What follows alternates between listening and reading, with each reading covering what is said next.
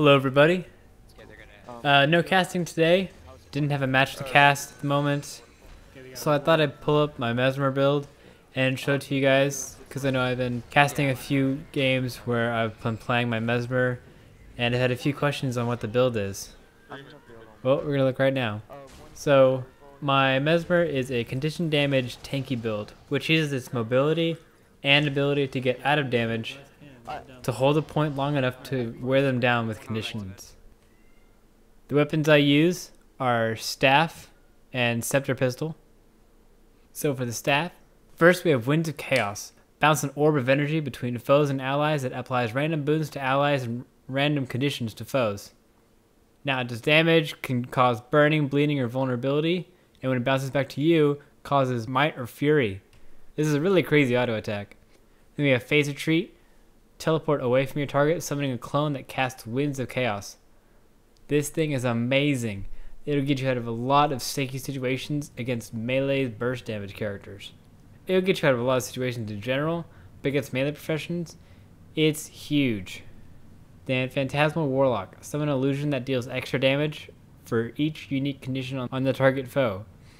It's always good to have a Phantasm. I do have a bit of power spec'd into this character, so it actually does work pretty well. And especially since I'm condition spec mainly, I'll always have conditions on my enemies. So he's going to do a good amount of damage. Chaos Armor. Give yourself Chaos Armor, which gives yourself random boons and your foe random conditions whenever you are struck. Chaos Armor for 5 seconds. Can give you protection, regen, swiftness, and applies confusion, cripple, and blindness to your enemies when they attack you. This will save your butt like against every enemy. This thing is awesome. It's a good counter to range attacks. It's a good counter to swiftness, and it will keep you alive for a long time in a fight. And finally we have Chaos Storm. This is one of the Mesmer's most amazing abilities. It creates a magical storm at the target location that applies random conditions to foes and random boons to allies. This thing changes team fights. It applies poison, weakness, chilled, and daze to any enemy inside the storm, and then all to your allies it gains swiftness, retaliation, and Aegis shield. Also is an ethereal combo field, so if anything blasts inside of that, your entire team will basically get Chaos Armor. This just ruins every team fight, so I'll support Mesmers, or in my case, if I happen to be helping out in a team fight, this thing is incredible. But sadly, half the time I'm stuck by myself, so it's not as useful as it should be, but in a 1v1 situation, it's still pretty good. My other weapons are the Scepter Pistol. Now, Scepter Pistol sounds weird just because that's confusion damage with a flat damage offhand. But let's see why I picked this. Obviously, Scepter's a great choice. We got Ether Bolt, shoots out a bolt of energy at your target. And then second attack, chains, and then third chain sends out a clone. Shoot out a third bolt of energy, confusing your target, and summon a clone that casts Etherbolt. Good. That's what we want to hear. Alright, Illusionary Counter. Clone. Block the next attack, counter by creating a clone that casts Etherbolt. Interesting. And if you do block that spell, it goes to its second ability, Counterspell. Shoot out a bolt that blinds the foe in line. There we go. Then we got that extra stack of confusion because of the blindness. Perfect. And then we got our main source of damage. Confusing Images. Channel a beam of energy that damages and confuses your foe. 5 stacks of confusion. Awesome. It just rips through anybody trying to attack you. But let's get to the pistol abilities. We got Phantasmal Duelist. Create an illusion that unloads pistols into your foe.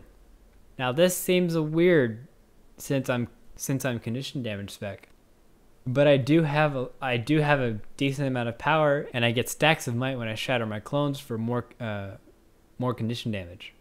So it's not a terrible amount of damage, and anything that distracts your foes really helps out more than you think. I mean, if that does enough damage, they're going to want to attack and kill that instantly, and that's going to give you a few more seconds to do something. And then finally, we have the 5th ability, Magic Bullet. Hit up to 3 foes with a single shot. The first target is stunned, the second is dazed, and the third is blinded. Alright, well, you're probably not going to hit 3 people at once, but you might. So let's see what happens. First one always gets stunned. Good. You need that 2-second stun. It sets you up for anything you need to channel, lets you switch weapons, gives you a few seconds to work on cooldowns. Second one dazes. Also not bad. He can still move, but he can't use abilities. Also still working on cooldown stuff. Third one causes blindness for 5 seconds. But it's blindness, we already have that trait, so it's going to give you that extra stack of condition damage. So if you're in that kind of situation, hopefully it's a team fight, but if you're in that situation where there's 3 people getting hit by that, it's going to be important. It's going to save your butt. And that's why I take it. It saves your butt and Phantasmal Duelist to waste more time and get a bit of extra damage out there that you don't have to worry about. Now for my heal, I take Ether Feast.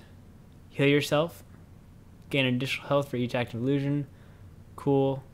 Not too much per illusion, so it doesn't really matter. It's got a great base healing though. So, and Decoy.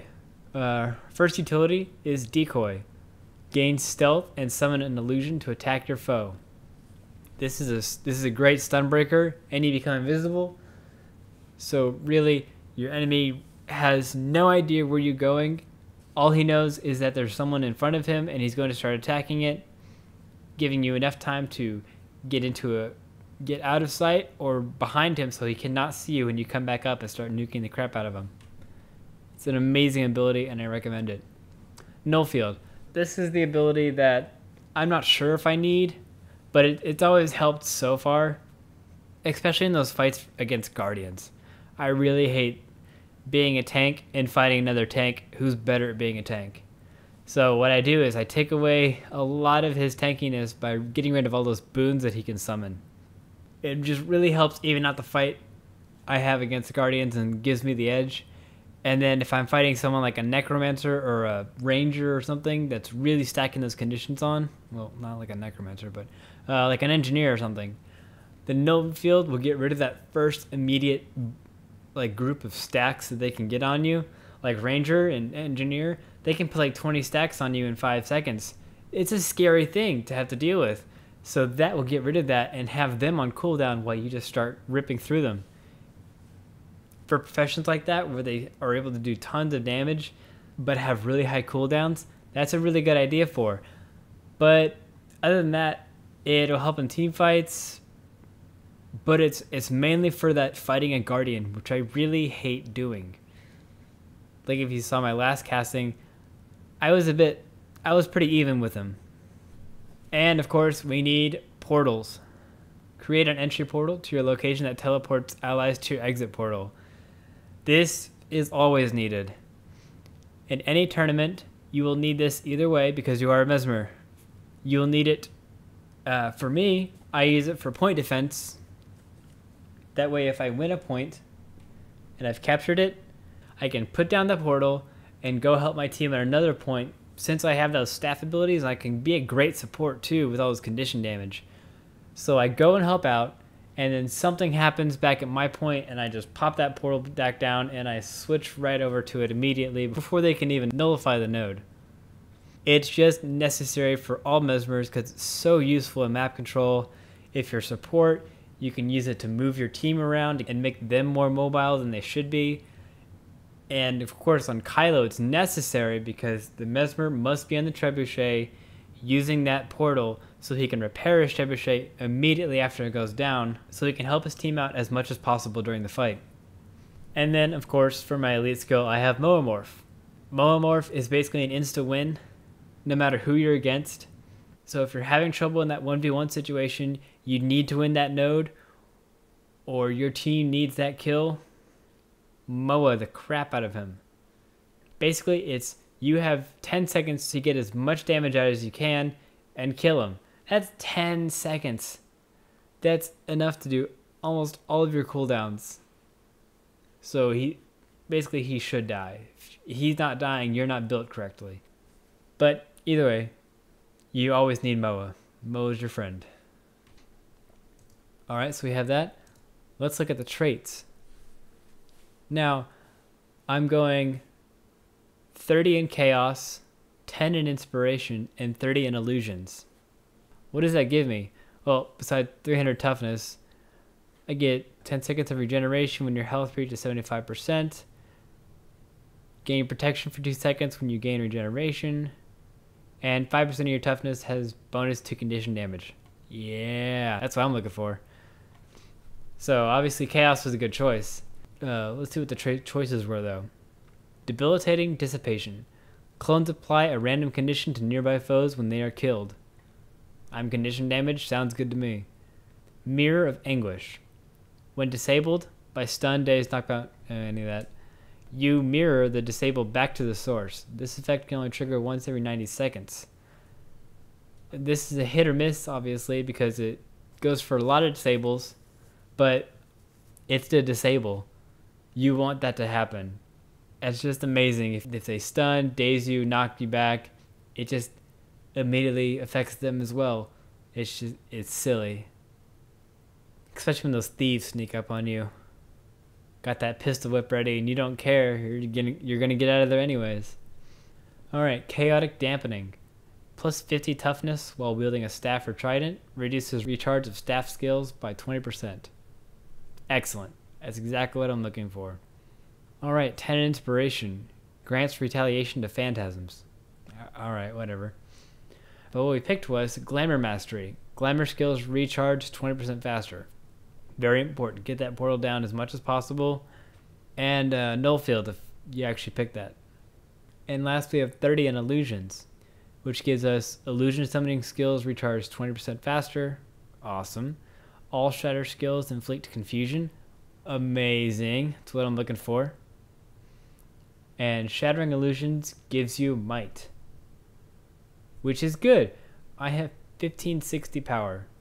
So if I get Might for shattering my illusions and adding condition damage, I'm still going to have a decent amount of flat damage as well. So that really helps. But it's not like we have a choice anyway, so... Oh, let's see what trade options we pick though. Master of Misdirection. Confusion you inflict lasts 33% longer. Perfect. That's what I want. Dazzling Glamours. Glamour skills blind foes at target location. Okay, so glamour skills. That would be my null field and my portal entry. Now for portal entry that doesn't make much sense, but on null field that could be interesting. And so I blind foes. Is that really important? Not terribly. It helps, but it doesn't do too much. But what's the last thing we picked? Blinding Befuddlement. Cause confusion when you blind a foe. Oh, that's why.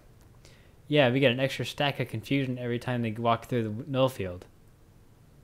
That's important. And in Chaos Armor, when they attack me, they get a stack of confusion and a stack of blindness.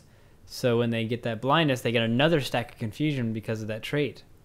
Really good stuff. Alright, and finally we're going to get to the runes. On the weapons, the staff, I take plus 10% shield duration. I'm not completely sure why. I think I was just looking at my staff abilities and saw one of them has shield. Not really sure. I don't think I actually figured out what I wanted to put on the staff yet. This build was kind of rushed. I got into a team, they needed a Mesmer, they gave me a decent Mesmer build and I worked with it for about 5 minutes and then we started playing. And I've been playing with it for about a week and I haven't really looked at it again. So I was in a rush. Obviously I just never decided what I wanted to do with that because 10% chill duration on 1 second does not give you a single thing. Alright, Scepter, Superior Doom. Your next tech after you swap to this weapon inflicts poison. Alright. Gets rid of that regeneration, especially if it gets tanky classes that have a lot of sustain, like Guardians and Warriors. That's really important. So that wasn't actually a terrible idea. I think I was just coming from my Thief, where I realized poison is amazing. And then, of course, my usual offhand for conditions, Sigil of Minor Corruption. Gain plus 10 condition damage each time you kill a foe. Perfect. That's what I want. I'm going to kill people with this build. And on the armor, we have 6 superior runes of the Necromancer. Probably need to make that 5. and get some more condition damage, because obviously I don't have any fear, do I? Nope, I have absolutely no fear. There's no fear in this Mesmer. So switch out that 5th one for some more condition damage. Whichever.